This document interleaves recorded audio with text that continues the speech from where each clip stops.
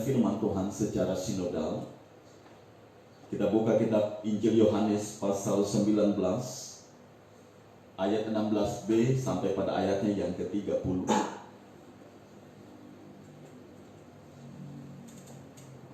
Yohanes pasal 19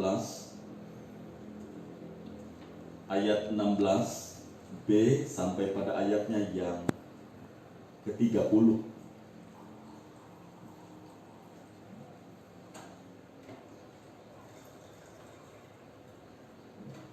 Firman Tuhan ini, Bapak Ibu Saudara-saudara, berkata demikian. Yesus disalibkan. Mereka menerima Yesus sambil memikul salibnya. Ia pergi keluar ke tempat yang bernama tempat tengkorak, dalam bahasa Ibrani Golgota. Dan di situ ia disalibkan. Mereka dan bersama-sama dengan dia disalibkan juga dua orang lain, sebelah menyebelah, Yesus di tengah-tengah. Dan Pilatus menyuruh memasang juga tulisan di atas kayu salib itu, bunyinya, Yesus orang Nazaret, Raja orang Yahudi. Banyak orang Yahudi yang membaca tulisan itu, sebab tempat di mana Yesus disalibkan letaknya dekat kota, dan kata-kata itu tertulis dalam bahasa Ibrani, bahasa Latin, dan bahasa Yunani. Maka kata imam-imam kepala orang-orang Yahudi kepada Pilatus, "Jangan engkau menulis Raja orang Yahudi, tetapi bahwa ia mengatakan, aku adalah Raja orang Yahudi." Jawab Pilatus, "Apa yang kutulis tetap tertulis." Sesudah prajurit itu menyalibkan Yesus, mereka mengambil pakaiannya lalu membaginya menjadi 4 bagian, untuk tiap-tiap prajurit 1 bagian, dan jubahnya juga mereka ambil. Jubah itu tidak berjahit, dari atas ke bawah hanya 1 tenun saja. Karena itu mereka berkata seorang kepada yang lain, "Janganlah kita membaginya menjadi beberapa potong, tetapi baiklah kita membuang undi untuk menentukan siapa yang mendapatnya. Demikianlah hendaknya supaya genaplah yang ada tertulis dalam kitab suci. Mereka membagi pakaianku di antara mereka, dan mereka membuang undi atas jubahku." Hal itu telah dilakukan prajurit-prajurit itu, dan dekat salib Yesus berdiri ibunya dan saudara ibunya, Maria, istri Klopas, dan Maria Magdalena. Ketika Yesus melihat ibunya dan murid yang dikasihnya di sampingnya, berkatalah ia kepada ibunya, "Ibu, inilah anakmu." Kemudian katanya kepada murid-muridnya, "Inilah ibumu." Dan sejak saat itu, murid itu menerima dia di dalam rumahnya. Sesudah itu, karena Yesus tahu bahwa segala sesuatu telah selesai, berkatalah ia, supaya genaplah yang ada tertulis dalam kitab suci, "Aku haus." Di situ ada suatu bekas penuh anggur asam. Maka mereka mencucukkan bunga karang yang telah dicelupkan dalam anggur asam pada sebatang hisop, lalu mengencukkannya ke mulut Yesus. Sesudah Yesus meminum anggur asam itu, berkatalah ia, "Sudah selesai." Lalu ia menundukkan kepalanya dan menyerahkan nyawanya. Demikian jauh pembacaan firman Tuhan. Yang berbahagia ialah mereka yang mendengarkan firman Tuhan Allah dan yang memeliharanya. Hosiana.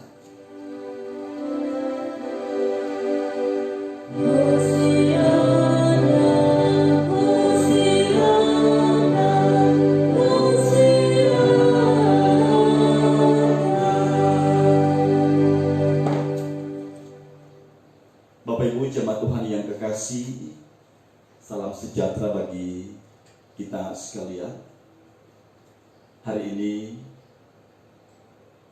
kita berada pada perenungan dan penghayatan kita akan peristiwa sengsara dan kematian Tuhan kita Yesus Kristus. Kematian Tuhan yang hendak menyatakan penebusan bagi dunia. Ini merupakan suatu peristiwa mulia di dalam kehidupan orang percaya, suatu peristiwa agung dalam kehidupan kita semua. Jikalau kita merenungkan tentang bagaimana Tuhan kita mengalami kematian, kita akan merasakan sebuah kengerian yang luar biasa. Betapa tidak Bapak Ibu Saudara-saudari, sebelum Tuhan kita mengalami kematian itu, terlebih dahulu dia merasakan penderitaan atas sebuah tekanan, siksaan dan aniaya yang pada akhirnya memuncak pada kematian di kayu salib. Sekalipun Bapak Ibu Saudara-saudari kita memahami bahwa kematian Tuhan Yesus Kristus merupakan salah satu kematian yang tragis dan yang sangat menyedihkan yang pernah ada di muka bumi ini, tetapi makna dan pengaruh dari kematian Tuhan kita Yesus Kristus tidaklah sama dengan kematian manusia pada umumnya. Peristiwa kematian Kristus sangat unik, mengandung arti dan makna kehidupan yang sangat penting dalam hidup orang percaya yang tidak dapat terpecahkan. Dan melalui kematian Tuhan Yesus Kristus membawa sebuah perubahan yang luar biasa atas seluruh kehidupan manusia sepanjang sejarah. Makna kematian Kristus tidak sama dengan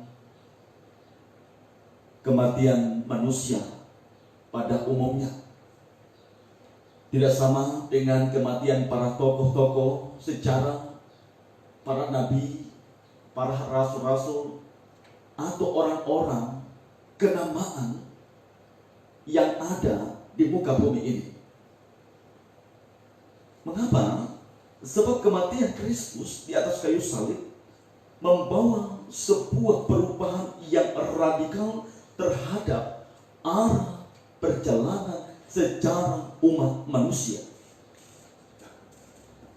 Kita telah mendengarkan firman Tuhan dalam nats pembimbing kita tadi yang mengatakan, jadi saudara-saudara, oleh darah Yesus kita sekarang penuh keberanian dapat masuk ke dalam tempat kudus, karena Ia telah membuka jalan baru dan yang hidup bagi kita melalui tabir, yaitu dirinya sendiri. Kita perhatikan kalimat yang mengatakan oleh darah Yesus. Menurut iman Kristen ini merujuk kepada hakikat keselamatan manusia itu sendiri. Sebab tanpa melalui darah Yesus Kristus, yaitu kematiannya di atas kayu salib, kita manusia tidak mungkin dapat masuk ke dalam tempat kudus, yaitu tahta Allah. Tanpa melalui pencurahan darah Yesus, kita semua akan tetap hidup di bawah kuasa dosa dan murka Allah. Tepatnya Bapak Ibu Saudara-saudari, tanpa melalui kematian Kristus, semua manusia tidak dapat memperoleh keselamatan dan hidup kekal di dalam Allah. Maka dengan demikian, alasan teologis dari surat Ibrani firman Tuhan tadi sangatlah jelas, yaitu melalui kematian dan korban darah Tuhan, kita telah ditentukan oleh Allah untuk membuka jalan yang baru dalam kita menerima penyelamatan Allah. Ini semua kita alami dalam kehidupan yang ada oleh karena perjuangan Kristus di atas kayu salib. Bapak Ibu saudara-saudari kita semua yang diberkati oleh Tuhan, ketika kita membaca bagian firman Tuhan yang menjadi perenungan kita pada saat ini tentang bagaimana perjalanan salib Kristus yang penuh dengan pergumulan dan penderitaan, kita akan berjumpa dengan seorang tokoh yang bernama Pilatus. Pilatus, Bapak Ibu saudara-saudari, adalah seorang tokoh pemerintah.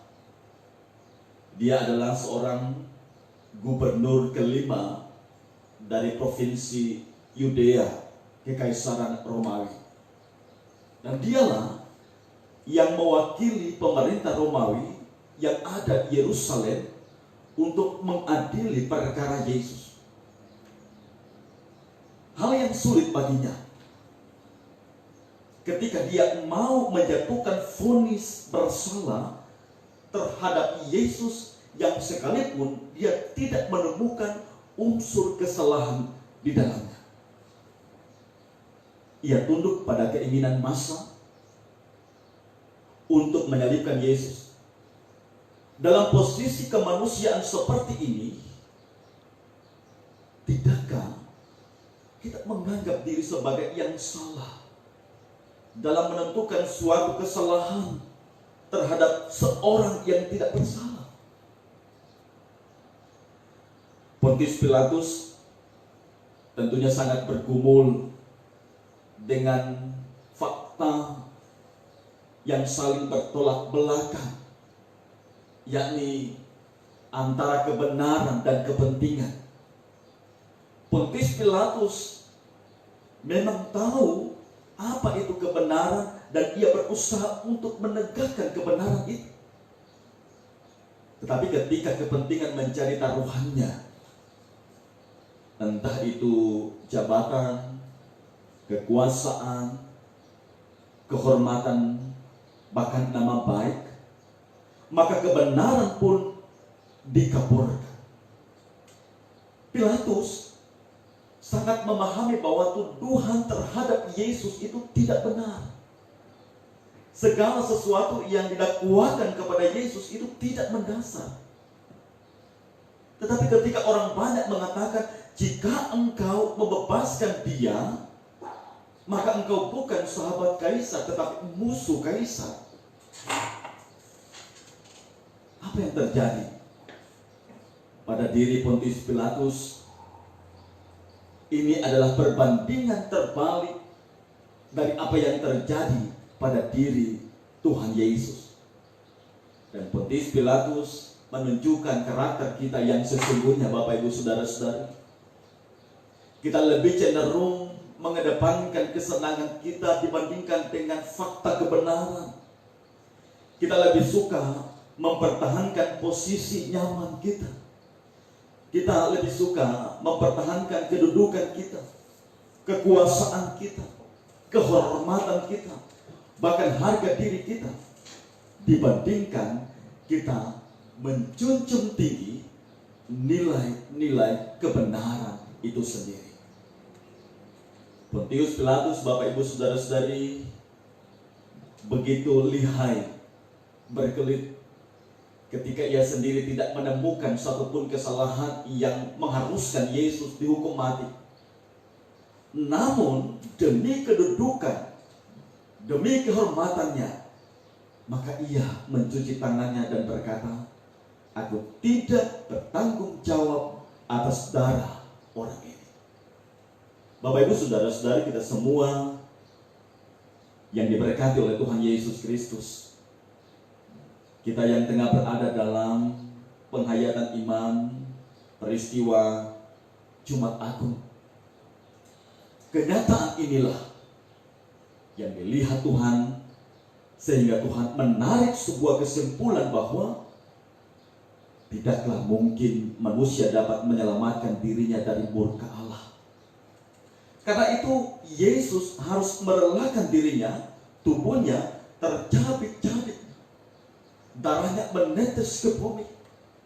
Tubuhnya yang kudus, tubuhnya yang suci, tubuh yang tak bernoda dan bercacat, pun demikian dengan darahnya yang suci, kudus dan mulia, harus ditumpahkan, harus dikorbankan, supaya noda dosa itu dibuatnya menjadi putih bersih. Oleh karena itu, Injil Yohanes memberikan serta memaparkan kepada kita sekalian tentang bagaimana perjalanan salib Yesus, mulai dari proses persidangan yang dilakukan Yerusalem sampai ke Bukit Golgota. Ini sebagai satu bagian dalam membuka jalan baru, yakni jalan keselamatan. Jalan yang menuju satu titik, yakni kerajaan surga yang abadi, di mana di sana akan dialami apa yang disebut dengan Shalom. Dengan pengorbanan Yesus, maka tuntaslah karya penyelamatan Allah di dalam Yesus Kristus. Karena itu, Bapak Ibu Saudara-saudari kita semua yang diberkati, makanya bagi kita sekalian tidak perlu ada lagi yang disebut dengan korban kambing atau domba, korban lembu atau korban-korban yang lainnya. Tetapi yang dicari Tuhan sekarang adalah hati yang penuh dengan ungkapan syukur, sebuah hati yang tidak berhitung untung ataupun rugi, sebuah hati yang siap mempersembahkan tubuh, roh dan jiwa kita sebagai korban yang kudus, korban yang benar dan yang berkenan kepada Tuhan. Sebuah hati yang siap untuk diutus menjadi pembawa berita pembebasan Injil Yesus Kristus, dan menjadi seorang yang dapat mewartakan kebenaran bahwa Yesus telah mati karena kasih-Nya yang besar atas dunia ini. Karena itu, Bapak Ibu Saudara-saudari, jemaat yang diberkati oleh Tuhan Yesus Kristus, biarlah peristiwa Jumat Agung yang kita rayakan pada saat ini akan membawa nuansa baru dalam kehidupan kita. Sekalipun ada pergumulan besar yang tengah terjadi yang menimpa kehidupan kita saat ini, sekalipun ada persoalan besar terkait dengan kesehatan kita yang tengah terjadi pada saat ini, ada kesengsaraan batinnya yang kita rasakan sehubungan dengan kesehatan kita. Kita percaya bahwa ada seberkas cahaya sinar kasih Allah dapat memberikan sebuah pengharapan hidup baru bagi kita untuk melewati masa-masa sulit, pergumulan hidup yang kita tengah alami saat ini. Kita mesti ingat bahwa kematian Yesus Kristus adalah kematian yang membebaskan kita dari keterpurukan hidup, dari lubang kebinasaan, dari kesesakan dan kepayahan, untuk menikmati penyelamatan ilahi di dalam Tuhan Yesus Kristus. Saya percaya kita semua yang ada di dalam persekutuan bersama di dalam Tuhan Yesus Kristus adalah umat Tuhan yang mengalami penyelamatan Allah yang sempurna. Selamat kita berada pada penghayatan iman, sengsara dan kematian Tuhan kita Yesus Kristus, kita merenungkan seluruh perbuatan baik Allah yang telah Allah nyatakan bagi kita semua. Ketika kita memahami bahwa kita ini adalah umat yang ditebus Allah, maka yang muncul ke permukaan adalah rasa syukur dan terima kasih yang tidak terhingga yang kita nyatakan kepada Dia, Sang Penebus dosa kita. Tuhan memberkati kita semua. Amin.